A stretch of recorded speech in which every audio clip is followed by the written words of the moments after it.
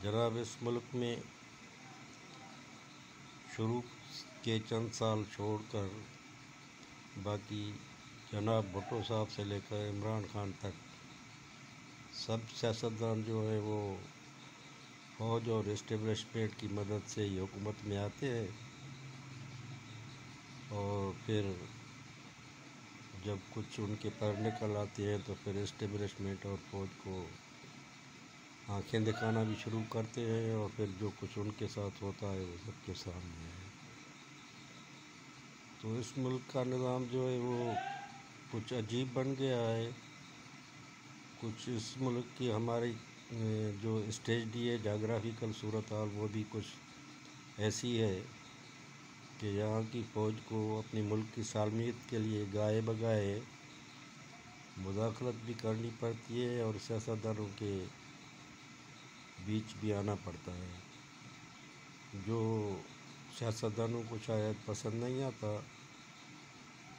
ایک بات کسی کو بری لگے یا اچھی لگے، مگر یہ حقیقت ہے کہ ہمارے ملک کی فوج کبھی بھی اپنے ملک کی غدار یا ملک کے مخالف نہیں ہو سکتی، مگر یہ کچھ نام نہاد جمہور صحافیوں نے ایسا ہوا کھڑا کر دیا ہے کہ پاکستانی فوج کو مجرم بنا کر ٹھہرا دیا ہے، اور سیاستدانوں کو اتنا پاک صاف بنا دیا ہے جیسے وہ آسمان سے اترے فرشتے ہوں۔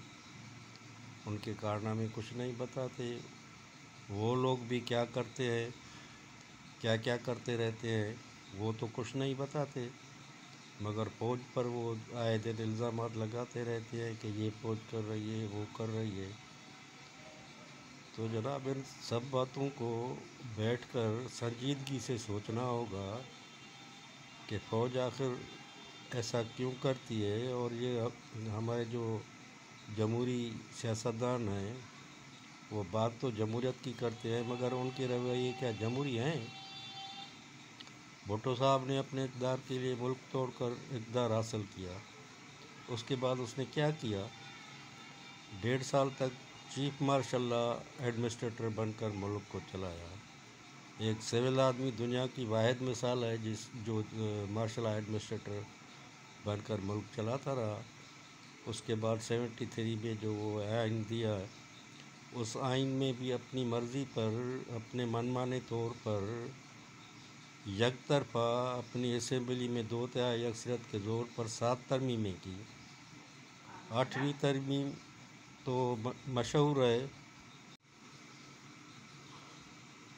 8ویں ترمیم تو جنرل ضیاء الحق کی مشہور ہے، مگر کوئی یہ نہیں پوچھتا کہ بھائی اس سے پہلے 7 ترمیمیں بھٹو صاحب نے کیوں کی، کس بنیاد پر کی، اور ان ترمیموں میں کیا کیا ہے، ان ترمیموں میں کیا ڈکٹیٹرشپ اس نے قائم کی، اور ان ترمیموں کے زور پر کس طرح ملک کو ڈکٹیٹرشپ کے طور پر چلایا۔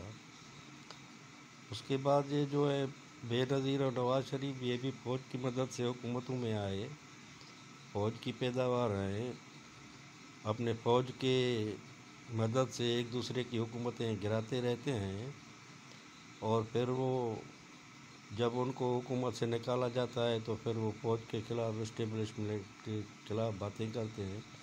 بھائی جب آپ ان کے زور پر حکومت حاصل کرتے ہیں تو اس وقت تو آپ کو یہ باتیں سب یاد نہیں رہتی، پھر تو دوسرے کو، اپنے سیاسی مخالف جو جمہوری کہلاتا ہے، اس کو بھی گراتے ہوئے آپ دیر نہیں کرتے۔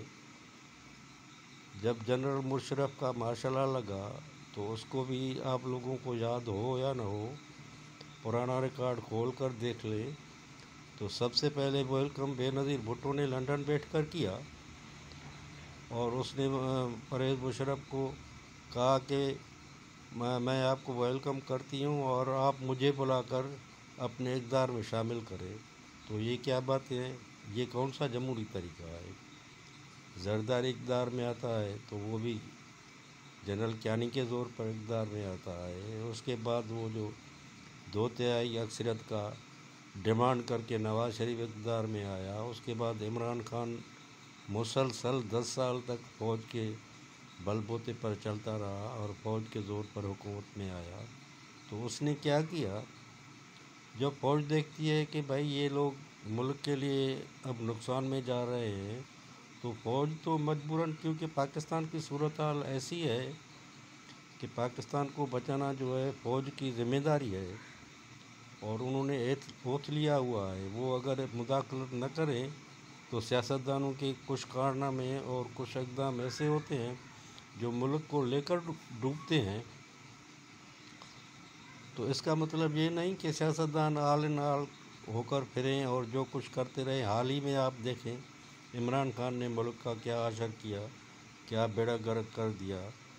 تو پھر وہ جو لوگ اس کو اقتدار میں لائے تھے، ان لوگوں کو مجبوراً عمران کے مخالف سیاسی پارٹیوں کی طرف جانا پڑا تاکہ ملک بچ جائے اور ملک ڈیفالٹ سے بچ جائے۔ تو یہ باتیں اس ملک میں ہوتی رہتی ہیں، اور لوگ ان باتوں کو بیلنس کر کے نہیں سوچتے۔ یہ بات صحیح ہے کہ فوج کو سیاست میں بے جا مداخلت نہیں کرنی چاہیے، مگر پاکستان کی جو صورتحال ہے اس میں فوج بالکل جو ہے ایک سائیڈ ہو کر نہیں بیٹھ سکتی، ورنہ جو پاکستان کے سیاستدانوں کے کارنامے ہیں وہ ملک کو لے کر ڈوبیں گے۔ پاکستان کے سیاستدانوں پر کرپشن کے جتنے الزامات ہیں اور کرپشن کی جتنی کہانیاں ان کی مشہور ہیں، دنیا کے کسی اور ملک کے سیاستدانوں یا کسی اور ملک کے سربراہوں کی اتنی کہانیاں ہیں کسی ملک میں؟ تو یہ سب باتیں بھی آدمی کو سوچنا چاہیے۔ بس یک طرفہ پروپیگنڈا کر کے فوج کو بدنام کرنا، یہ کون سی عقل مندی ہے؟ تو میرے خیال میں اب جو یہ اتحادی حکومت آئی ہے، اس نے کچھ ناخن لیے ہیں ہوش کے، اور ہو سکتا ہے ان سے آگے چل کر کوئی ایسا رویہ یا نظام چلے کہ فوج اپنی جگہ بیٹھ کر ان کو صلاح مشورے دیتے رہیں اور یہ اپنے کام کرتے رہیں۔ مگر یہ جو عام لوگوں میں ہوا کھڑا کر دیا ہے کہ بھائی جو ہے وہ فوج ملک کی دشمن ہے، ملک کی غدار ہے، تو بھائی پاکستان کی فوج یا پاکستان کے فوج کے کمانڈر ملک کے دشمن کس طرح ہو سکتے ہیں؟ یہ کیا آدمی نے، کیا لوگوں نے ایک مذاق بنایا ہوا ہے؟ خواہ کے ایک جمہوری صحافی پیدا ہو گئے ہیں جو خواہ کی پروپیگنڈا کرتے رہتے ہیں۔ ان لوگوں سے کوئی پوچھے؟ مصیبت یہ ہے کہ اس ملک میں آپ چاہے جتنا بھی جھوٹ بولو، کوئی قانون کی حکمرانی نہیں ہے، کوئی پوچھنے والا نہیں ہے۔ دوسرے ملکوں میں ایسا نہیں ہے۔ امریکہ میں یا یورپ میں کوئی بھی صحافی یا کوئی بھی سیاستدان اگر ایسی جھوٹی باتیں کریں تو ان سے حساب لیا جائے، ان کو جیلوں میں ڈالا جائے، ان پر کیس چلائے جائیں۔ مگر یہ عجیب ملک ہے، اس میں ہر ایک کو چھوٹ ملی ہوئی ہے کہ جو جتنا جھوٹ چاہے بولتا رہے، جو جتنا چاہے عوام کو گمراہ کرتا رہے، اس سے کوئی پوچھنے والا نہیں ہے۔ تو جب تک جہاں قانون کی حکمرانی نہیں ہوگی، کوئی بیلنس نہیں ہوگا، کوئی پوچھنے والا نہیں ہوگا، کچھ لوگوں کو سزائیں نہیں ملیں گی، تو یہ ہوائیاں اڑتی رہیں گی، پھر تو ملک کا خدا ہی حافظ ہے۔ تو ہم اس کا مطلب یہی لیتے ہیں کہ بھائی ملک کو اچھے طریقے سے بیلنس سے چلایا جائے، اور سب سے جو اہم اور خاص نقطہ یہ ہے کہ ملک میں قانون کی حکمرانی قائم کی جائے۔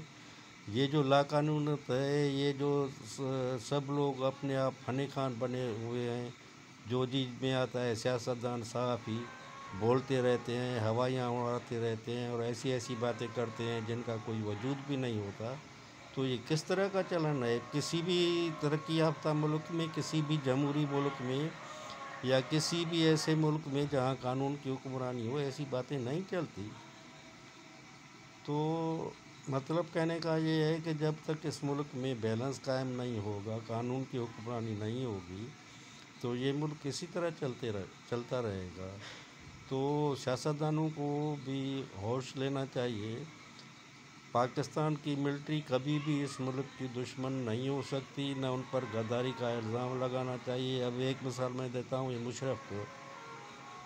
مشرف تو بھائی ہوا میں جہاز میں تھا، تو اس نے نیچے کیسے انقلاب لایا؟ نیچے انقلاب تو دوسرے کمانڈروں نے لائے۔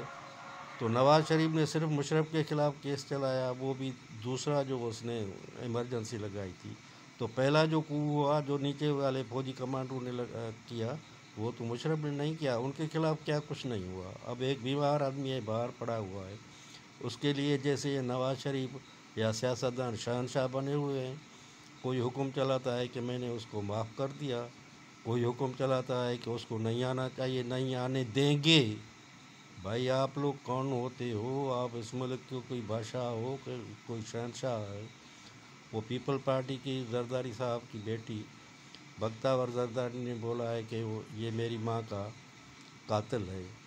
بھائی 13 سالوں سے آپ کی حکومت چل رہی ہے، 5 سال مرکز میں آپ نے حکومت کی، تو آپ نے تو قانونی طور پر اس کو کبھی قاتل ثابت ہی نہیں کیا، اس کو سزا ہی نہیں دلائی۔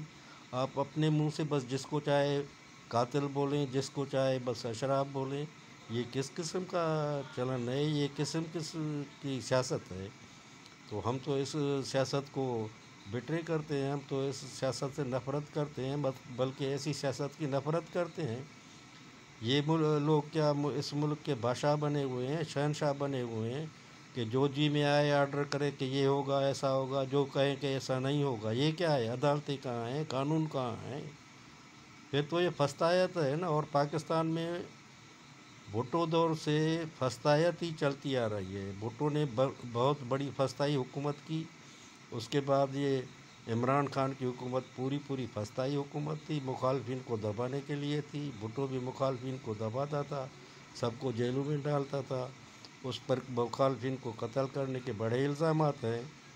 تو یہ سب سائڈ کو دیکھنا چاہیے۔ یہ نام نہاد جمہوریہ صاحب ہی، میں تو کہتا ہوں کہ ان لوگوں کو اس ٹائم کا پتہ بھی نہیں، تو کم از کم آپ اس ٹائم کے اخبارات تو دیکھ کر پڑھ لیں نا کہ اس ٹائم کیا کیا جو حالات تھے، تو اور کس حالات میں جنرل ضیاء الحق کو مارشل لا لگانا پڑا۔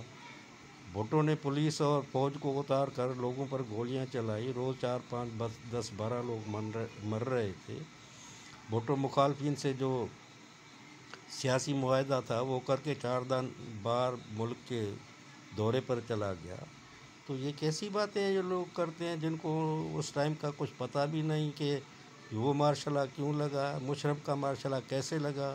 مشرف ہوا میں تھا، ایک کمانڈر کو اتار کر ہوا میں ہی اڑا دیا نواز شریف نے، اور بغاوت تو نیچے والے کمانڈروں نے، نیچے والی فوج نے کی، اس کو گرفتار بھی نیچے والوں نے کیا۔ مشرف تو ہوا میں تھا، اس کے طیارے کے لیے نواز شریف نے آرڈر کیا کہ پاکستان میں اترنا نہ دو، اس کو انڈیا میں بھیجو، تو کتنے طیارے میں سوار لوگوں کی جان خطرے میں پڑ گئی تھی۔ تو یہ کیا بدماشیاں ہیں؟ کیا یہ ملک کسی ملک کے بادشاہ ہیں یا شہنشاہ ہیں، یا کس قانون کے تحت یہ حکمرانی کر رہے ہیں؟ تو خدا را بھائی، میں ان لوگوں سے، یہ نام نہاد جمہوریہ صحافیوں سے سوال کرتا ہوں، ان سے عرض بھی کرتا ہوں کہ آپ کو لوگوں کو اگر پتہ نہیں ہے تو کم از کم گزشتہ تاریخ پڑھیں، گزشتہ ادوار کے اخبارات دیکھیں کہ یہ کیا کیا چل رہا تھا اس ٹائم۔ اور یہ جو فوج بیچ میں آتی رہی ہے، مارشل لا لگاتی رہی ہے، وہ کیوں لگاتی رہی ہے؟ سیاستدانوں نے کیا حالات پیدا کر دیے تھے کہ وہ ان کو مجبوراً ملک کو بچانے کے لیے آنا پڑا؟ بڑی مہربانی آپ کی، خدا حافظ۔